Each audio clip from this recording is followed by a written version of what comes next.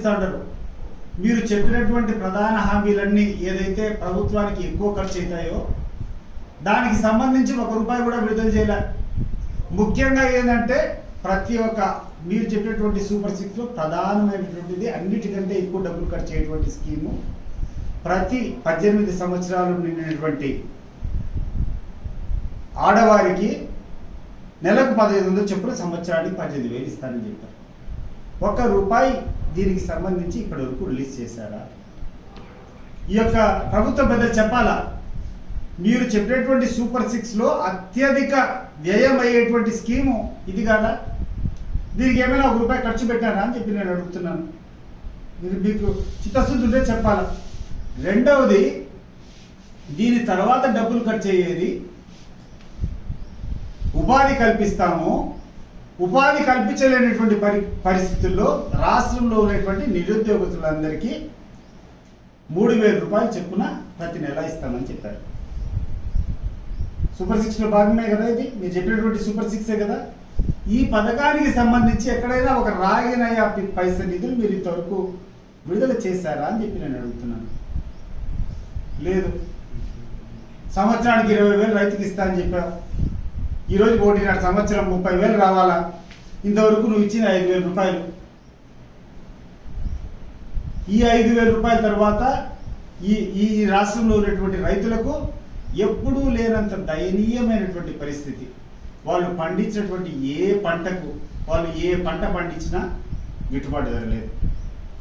ఇప్పుడు పులివెందులు ఉంది, మేము పులివెందుల నుంచి మాట్లాడుతున్నాం. పులివెందులు అరటికాయలు విపరీతంగా మండుతాయి. 20,000 టన్ను పోయేటివి ఈరోజు ₹3,000 కూడా కొనేటువంటి పరిస్థితులు లేవు. పోయి విచారించుకోకండి ఎంత జరుగుతుంది ఇప్పుడు మార్కెట్లో. మాట్లాడే పద్ధతి లేదు. ఇక్కడ చీనికాయలు పండుతాయి, చీనికాయలు, బత్తాయికాయలు 40,000 అధ్వానం. అంటే ఇంతకుముందు 40,000 జగన్మోహన్ రెడ్డి గారు ఉన్నంతకాలం 40,000, 50,000, 70,000, 80,000 కూడా ఉన్నాయి. ఈరోజు 8,000, ₹10,000 కూడా కొనేటువంటి పరిస్థితులు లేవు. టమాటాలు అంతే, మిర్చి అంతే, పొగాకు అంతే, వడ్లు అంతే. ఈరోజు వడ్ల పరిస్థితి ఎంత ఉంది? రైతు పండించేటువంటి వడ్ల పరిస్థితి. ఇంతకుముందు పచ్చి వడ్లు ఇక్కడ పడితే మూటకు ₹1,500 అమ్ముతూ ఉన్నారు. ఈరోజు ఎంత అమ్ముతున్నారు? 1,500, 1,400. ఇంత దారుణంగా రైతులు, ఇంత దారుణంగా ఎవరైనా హాస్పిటల్కి పోవాల్సినటువంటి వాళ్ళు అనుభవిస్తూ ఉంటే, విద్యార్థులకు నువ్వు ఇవ్వాల్సినటువంటి ఫీజు రీయింబర్స్మెంట్ నువ్వు కళాశాల కట్టకుండా ఉంటే, వాళ్ళకి సర్టిఫికెట్లు ఇవ్వకుండా ఉంటే, ఇవన్నీ అడ్రస్ చేయకుండా నువ్వు అది ఎన్నెందో సదస్సు చేస్తావు, పెట్టుబడులు తీసుకొని వస్తా అని చెప్పి విశాఖపట్నంలో చేసేది బోగస్ కాదా అని చెప్పి నేను అడుగుతున్నాను. ఇంతకంటే దౌర్భాగ్యం మరొకటి ఉందా అని చెప్పి నేను అడుగుతున్నాను. ఇవి నువ్వు చేయకుండా ఏంటో చేస్తామని చెప్తున్నావు. ఈరోజు పేపర్లో చూస్తే కొత్త వితండవాదం అయిపోయింది. కొన్ని పత్రికల్లో చూస్తే ధర్మారెడ్డి స్టేట్మెంట్ ఇచ్చినట్టు, ధర్మారెడ్డి సిట్టుకో లేకుంటే వాళ్ళు విచారణ చేసేటువంటి వాళ్ళకు చేసినట్టు. మొన్న ఒక 4-5 రోజుల కిందట చూస్తే శ్యామల గారు వాళ్ళు ఏదో స్టేట్మెంట్ ఇచ్చారు. నేను అడుగుతున్నా ఈ పత్రికల వాళ్ళకు, ఆ తర్వాత ఈ పోలీసు వాళ్ళకు, మీకు వాళ్ళకి ఏమైనా లింక్ ఉందా? వాళ్ళు ఏం స్టేట్మెంట్ ఇస్తారో మీరు ఏమైనా బహిర్గతం చేస్తారా? లేకుంటే ఎట్లా తెలుస్తుంది పత్రికలకు? పత్రికల్లో ఎట్లా రాస్తారు ఈ విషయము? ఈరోజు కూర్చొని చూస్తే ఆయన ధర్మారెడ్డి ఏదో స్టేట్మెంట్ ఇచ్చాడని చెప్పి రాష్ట్రం ఎవరో పై వాళ్ళు ఎవరో ఒత్తిడి చేసినట్టే నేను చెప్పినా అని చెప్పి. ఇంతకంటే తప్పుడు కథనం ఏమైనా ఉంటుందా? నేను ఈ పత్రికలను అడుగుతున్నాను, ఎవరైతే ఈ వార్తలు రాస్తారో ఈ పత్రికలను అడుగుతాడా, ఏ హక్కుతో మీరు ఇది రాశారు? ఏ సమాచారం బట్టి మీరు రాశారు? మీకు అడినటువంటి అధికారులు ఏమైనా ఇదేమైనా మీ దగ్గరికి వచ్చి సమాచారం ఇచ్చినారా? ఎవడైతే ఆ విచారణకు పోయినారో వాళ్ళు మేము ఇట్లా అనలేదయ్యా అంటే వాళ్ళ పేర్లు వాళ్ళ ఫోటోలు పెట్టి మీరు తప్పుడు వ్యాసాలు రాస్తారే, ఎవరిస్తారు మీకు హక్కు అని చెప్పినాడు.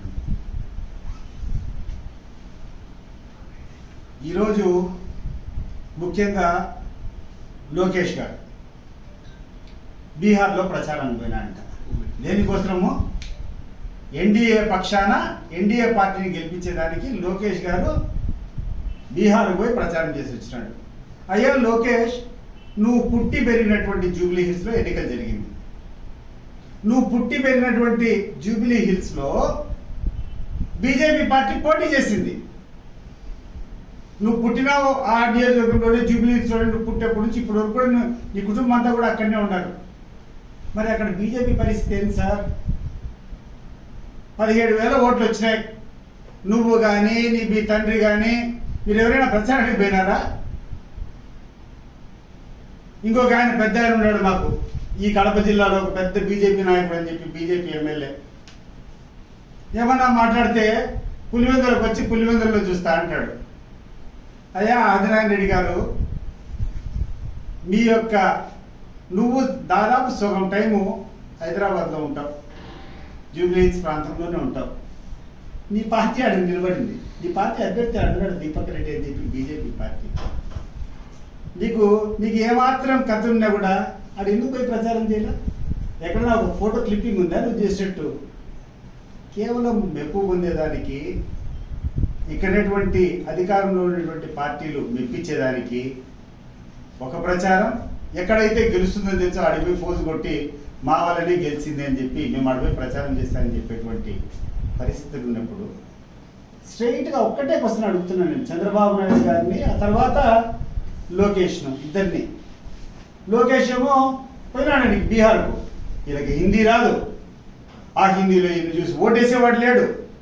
నువ్వు పుట్టి పెరిగిన నియోజకవర్గంలో ఎన్డీఏ అభ్యర్థి పోటీ చేశాడు, బీజేపీ అభ్యర్థి పోటీ చేశాడు. నువ్వు తిరిగినావా? నువ్వు ఎన్ని ఓట్లు వచ్చినాయి అతనికి? అన్నేళ్ళు నువ్వు అక్కడనే పుట్టి పెరిగింది అక్కడనే, మరి ఎందుకు పోలేదు అక్కడి ప్రచారానికి? నీకు బీజేపీ మీద ఎంత చిత్తశుద్ధి ఉంది అని చెప్పి నేను అడుగుతున్నాను. ప్రజలు, సామాన్య ప్రజల యొక్క బాధలు తుంగలో తొక్కి వాళ్ళ బాధలను పట్టించుకోకుండా కేవలం ఎక్కడైతే ఆదాయ వనరులు వస్తాయో ఆ ఆదాయం కోసం పాకులాడమే కనపడతా ఉంది తప్పితే నిజమైనటువంటి ప్రజాసేవ ఏమాత్రం కూడా కనపడటం లేదు. మొన్నటి దినం రాష్ట్రంలో ఉన్నటువంటి ప్రతి ఒక్క నగరంలో కూడా కొన్ని లక్షల మంది ప్రజలు రోడ్ల మీదకి వచ్చి వాళ్ళ సంతకాల ద్వారా ఈ ప్రభుత్వం చేసేటువంటి పనికిరాని పనిని ఎండకట్టేటువంటి పనులు చేశారు. 17 మెడికల్ కాలేజీలు ప్రభుత్వ పరంగా కట్టాలని చెప్పి జగన్మోహన్ రెడ్డి గారు ఆ రోజు పట్టుదలగా ప్రారంభం చేసి 5 కాలేజీలో అడ్మిషన్స్ జరిగినాయి. మిగతా కాలేజీలన్నీ కూడా అడ్వాన్స్ స్టేజ్లో ఉంటాయి. అవి వదిలిపెట్టి ఈ కాలేజీలను కూడా ప్రైవేట్ వ్యక్తులకు కట్టబెట్టేటువంటి ప్రయత్నం జరిగింది. దీని మీద పెద్ద ఎత్తున ప్రజా ఉద్యమం జరుగుతూ ఉంది. కొన్ని వేల మంది ఏ గ్రామంలో పోయినా చిన్న చిన్న కాన్స్టిట్యూన్సీ హెడ్ క్వార్టర్స్లో కూడా కొన్ని వేల మంది రోడ్డు మీదకి వచ్చారు. కానీ దురదృష్టం ఏంటంటే ఇక్కడటువంటి ప్రధాన పత్రికలు కొంతమందికి ఇది కనీసం కనపడే వాళ్ళ యొక్క పత్రికల్లో ఎక్కడే కానీ దీని మీద మెన్షన్ కూడా చేయనటువంటి దౌర్భాగ్యం. నేను అడుగుతున్నాను, ఈ యొక్క పత్రికలు ఎవరైతే దీని గురించి రాలేదో వాళ్ళని అడుగుతున్నాను, మీరు ప్రజల పక్షం ఉన్నారా? మీరు ఈ యొక్క పాలక పక్షం వేసేటువంటి ఎంగిలి మెతులు తినేదానికోసం ఉండారా? ఒకసారి మీరు వివరణ ఇవ్వాల్సినటువంటి పరిస్థితి. ఇంతకంటే పెద్ద ఉద్యమం ఏమైనా జరిగిందా? కొన్ని లక్షల మంది, కోటి సంతకాల సేకరణ భాగంలో ఆల్మోస్ట్ 1 కోటి మంది పైన ఈ యొక్క కార్యక్రమం మీద వ్యతిరేకత చూపించి వేల సంఖ్యలో ప్రతి ఒక్క నియోజకవర్గ హెడ్ క్వార్టర్స్లో వస్తే కనీసం కవరేజ్ కూడా ఇవ్వకుండా కల్తీ నెయ్యి అని రాస్తారు. కల్తీ నెయ్యి తిరుమలలో ఎప్పుడో పట్టుబడింది, బోలేబాబా అంటారు, ఏంటంటే కథనాలు రాస్తారు. నేను అడుగుతున్నాను ఈ పత్రిక యాజమాన్యాన్ని, ఎవరైతే నిన్నైతే కవర్ చేయలేదో ఈ యొక్క దీన్ని, ఆ తర్వాత ఎవరైతే ఈరోజు కూడా ఎప్పుడో జరిగినటువంటి తిరుపతి తిరుమల సంఘటన గురించి, నెయ్యి కల్తీ గురించి మాట్లాడేటువంటి వాళ్ళని నేను అడుగుతున్నా, అయ్యా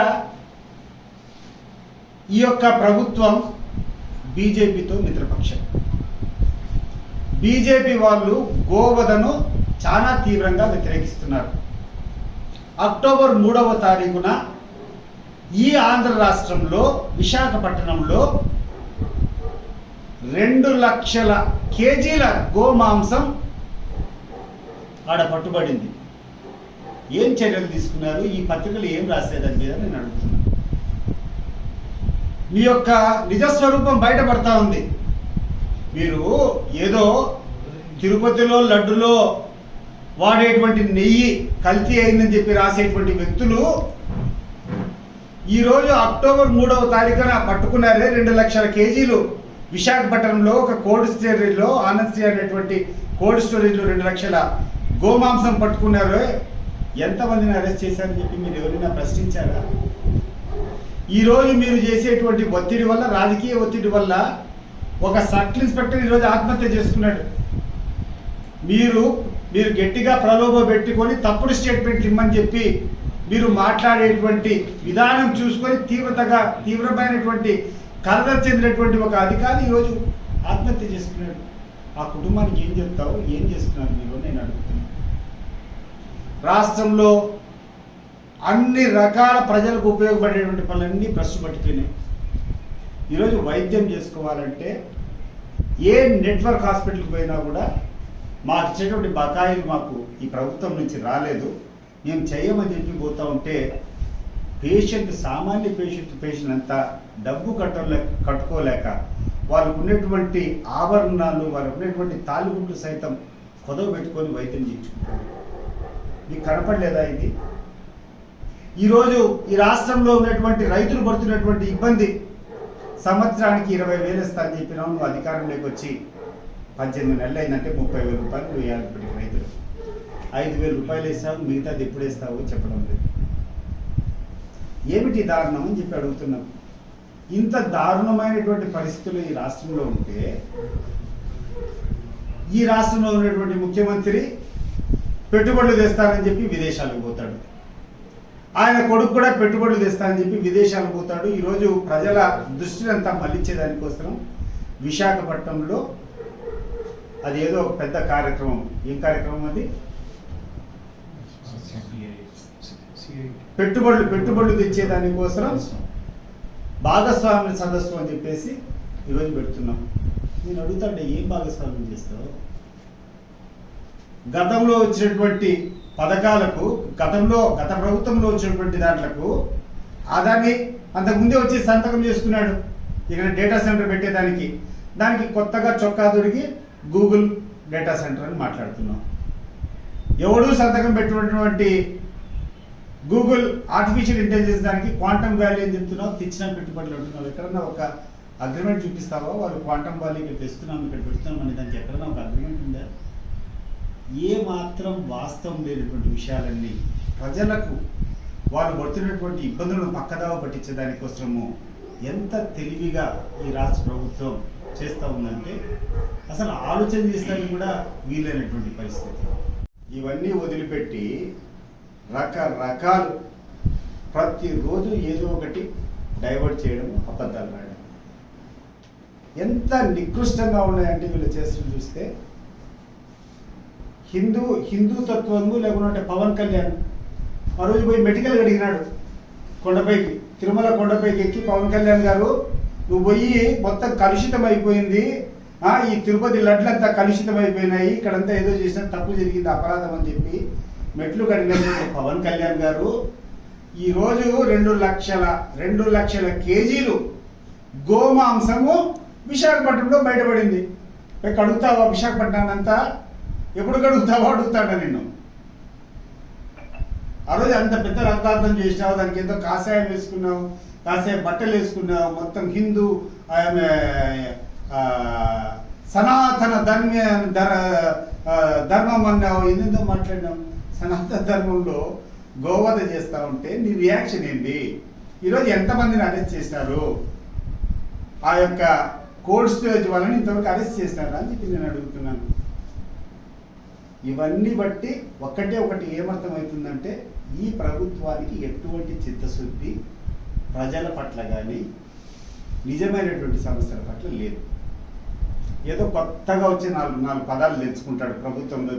ప్రపంచంలో జరిగేటువంటి లేటెస్ట్ డెవలప్మెంట్స్ ఏమైనా ఉంటే క్వాంటమ్ వాలీ అంటాడు, క్వాంటమ్ ఎవాల్యుయేషన్ అంటాడు, ఏజీఐ అంటాడు. 4 పదాలు తెచ్చుకొని అవన్నీ తెచ్చి ఇక్కడ ఇండియాలో పెడతాను అంటాడు. అవన్నీ తెచ్చి ఇక్కడ పెడతా అంటున్నాడు విశాఖపట్నంలో. ఈరోజు కూర్చొని ఈ యొక్క పెట్టుబడుల సదస్సు విశాఖపట్నంలో జరుగుతాను. నువ్వు అంత గొప్ప వ్యక్తివి, నువ్వు ఒక రాజధాని నిర్మించి ప్రపంచానికి ఆదర్శమైనటువంటి ఒక నగరం నిర్మిస్తానని చెప్పి అమరావతి చెప్పినవే, ఈ పెట్టుబడులు అమరావతికి తీసుకొని రావచ్చు కదా. నువ్వు నిజంగా నీ కాన్సెప్ట్ కరెక్ట్ అయిపోయి జగన్మోహన్ రెడ్డి అదో తప్పులు పడ్డావు. విశాఖపట్నానికి తరలించకపోతున్నావు, ఇది చేస్తానన్నాడు. విశాఖపట్నం కాదు అమరావతి కావాలి, అమరావతి ముద్ద అన్నావు. మరి అమరావతి ముద్ద అయితే నువ్వు చెప్పినటువంటి ఈ క్వాంటమ్ వాల్యూనో లేకుంటే ఈ డేటా సెంటరో ఇవన్నీ విశాఖపట్నం తీసుకొని రావచ్చు కదా. ఎందుకు తీసుకొని రాలేకపోతున్నావు నువ్వు? నీ యొక్క మాటల్లో ఉండేటువంటి అబద్ధాలు, నీ వ్యవహారంలో ఉండేటువంటి అంతర్గతంగా దాగి ఉన్నటువంటి అర్థాన్ని ప్రజలు బాగా అర్థం చేసుకున్నారు. ఈరోజు తెలుగుదేశం పార్టీ నాయకులు ఏమి చేయాలన్నా కూడా పేరు మాత్రం ఒక స్కీమ్ పెడతారు. ప్రతి స్కీమ్ వెనక ఒక స్కామ్. గవర్నమెంట్ హాస్పిటల్ ఉన్నాయి, ప్రైవేట్ వాళ్ళకు అప్పచెప్పాలా? ఏ సామాన్య ప్రజలు కలిగినా చెప్తాడు. ఏముంది, ప్రభుత్వం సొత్తు తీసుకొని తక్కువ డబ్బులతో ప్రైవేట్ వాళ్ళకి అప్పచెప్తే ఏం చేస్తారు? టేబుల్ కింద నుంచి ట్రాన్సాక్షన్ జరుగుతాయి. తెలియదా? నువ్వు చెప్తావు ఒక ఇండస్ట్రీ అంటావు, నువ్వు ఏ ఇండస్ట్రీ పెట్టినా వానికి రాయితీలు ఇస్తావు. ఎక్కడ ప్రపంచంలో ఎవడు ఈయనండి రాయితీలు? ఏం చేస్తారు? దేనివల్ల వస్తుంది? నువ్వేమో పైకి చెప్పడమేమో మేము ఇండస్ట్రీస్ను తీసుకొని వస్తున్నాం, ఏదేదో లక్షల పెట్టుబడులు తీసుకొని వస్తామని చెప్తాడు. ప్రభుత్వ స్థలం కారు చౌకగా ఇచ్చేస్తావు, ఆఖరికి రిజిస్ట్రేషన్ ఫీజులు లేకుండా కొడతావు, కరెంటు వాళ్ళకు తక్కువ ధరకి ఇస్తానంటావు. ఇవన్నీ కన్సెషన్స్ అన్ని ఇచ్చిన తర్వాత టేబుల్ కింద ఏం జరుగుతుంది? ఏ సామాన్యుని అడిగినా జరుగుతుంది. ఒకరికి ఏదైనా లాభం జరిగేటట్టు నువ్వు వ్యవహరిస్తే టేబుల్ కింద జరిగేటువంటి వ్యవహారము సామాన్య ప్రజలకు అర్థమవుతుంది సార్. మీరేదో అనుకుంటాడు, మీరు ఏదేదో చేసి గొప్ప గొప్ప పనులు చేసుకొని పైకి ఏదో భ్రమ కల్పిస్తాండం, ఏదేదో చేస్తాండం, ఏదో క్వాంటమ్ వాల్యూలు లేకుండా ఉంటే ఈ యొక్క పెట్టుబడుల సదస్సులు ఏదేదో చెప్తాను. ప్రజలకు అర్థం కాదు, ఏం కాదు. నువ్వు ఎక్కడికి బయటికి పోవాల్సిన అవసరంలా. ప్రపంచంలో అన్ని దేశాల కంటే తెలివైనటువంటి వాళ్ళు ఈ రాష్ట్రంలో ఉన్నారు, ఈ దేశంలో ఉన్నారు. ఇక్కడటువంటి జెన్యున్ బెనిఫిట్స్ని ఎంకరేజ్ చేయి, అది వదిలిపెట్టేసేయి. ఇక్కడటువంటి వాళ్ళకి ఏ ప్రోత్సాహకాలు ఇయ్యరు. ఎందుకంటే వాళ్ళ దగ్గర నుంచి తీసుకుంటే అర్థమవుతుంది కదా, వాళ్ళ దగ్గర నుంచి ఏమైనా డబ్బు అడిగితే బయటపడుతుంది కదా. కాబట్టి ఇవి అర్థం కాకుండా పైన అన్ని విదేశాల్లోనే రావాలి. అంటే తెల్లతోలు ఉండేవాడు వస్తేనే నీకు పెట్టుబడి వచ్చినట్టు. ఈ రాష్ట్రంలో ఉండేటువంటి వాళ్ళు, ఈ దేశంలో ఉండే వాళ్ళు నువ్వు కనీసంగా చూసినావా? ఈ దేశంలో లేరా పెట్టుబడి పెట్టేవాళ్ళు? కాబట్టి ఇవన్నీ కూడా ప్రజలు అర్థం చేసుకోవాలని చెప్పి పనిచేసుకోవాలి.